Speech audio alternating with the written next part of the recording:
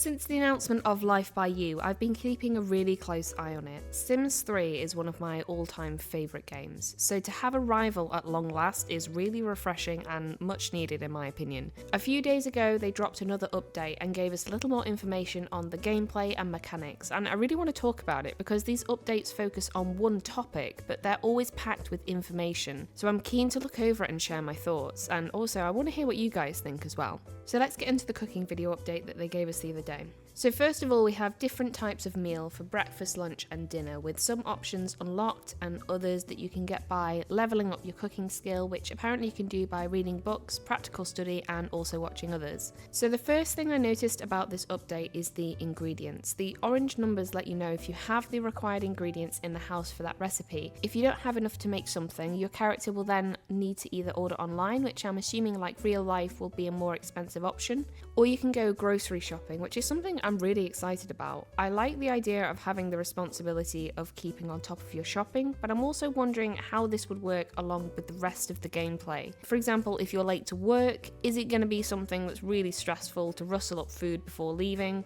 I'm not too sure. Maybe that's a little bit too close to a real world example. Obviously, with the game still being in development, the animations and visuals aren't quite there yet, but I'm excited to see this improve in the future. There's a little bit of criticism with the appearance of the game at the moment, but I think it's worth keeping in mind visuals do come last in game development, so while I can understand, I'm not overly worried about it. So once inside the shop, you've got loads of different displays, and you simply approach them and choose what you want to add to your cart, which shows a little icon on the right. What I really like about this is the sheer amount of ingredients you can buy in this one display that they're showing. I think with simulation games like this, we usually get really used to going to the fridge and having whatever we need spawn and deduct the cost automatically, so this adds another layer to the gameplay, which means we may have to possibly meal plan to make sure we don't run out of food and starve, potentially. Maybe I'm thinking again of real life too much where I leave it way too last minute to go shopping, but we'll have to wait and see. So they also show us a specialised display which has a lot of different breads and flours, which could possibly give more information on the quality of cooking, where we have different ingredients give a higher quality meal, and they show us a herb counter, and that really surprised me. Herbs isn't really something I've come across in a sim game like this, and I know it's only herbs, but it's the little details like this that make me really invested in the core gameplay. So once it's paid, back to the house. So here's where I think I kind of answered my own question when I was talking about flour. When she selects the ingredients for pancakes, there's two sides to this. We can have ingredients needed, and then we have substitute ingredients. So it looks like if you're really running low on something, you still have the option to swap it for something else like almond flour or rice flour, but I'm not sure how this would affect the overall dish.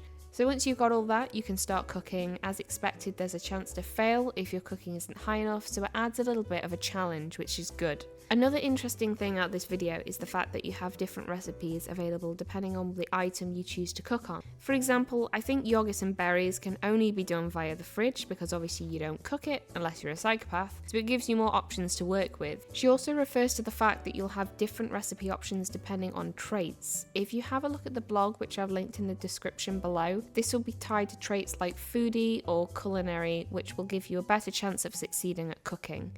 They're hoping to add more in the future, but I like how this already shapes your gameplay, and you can really create a character that loves to cook or loves to eat, and that'll really impact the game. So I would really recommend going into their cooking deep dive blog, because this video only touches on a very small portion of what you can do and more information about the cooking skill. But in the blog they talk about how you can design your own recipes, rewards for cooking, and how different dishes affect your food satisfaction meter. So that's another update from Paradox on Life by You. While they only focus on one small topic, there's so much jam-packed into one video, which looks really positive for early access.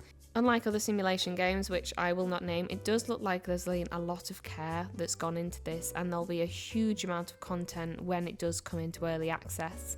So make sure you subscribe and like for more videos like this. Also, leave me a comment on what you think of the latest update. Are you excited or maybe not for the release? What are your thoughts on it so far? Thanks for watching, and I'll see you next time.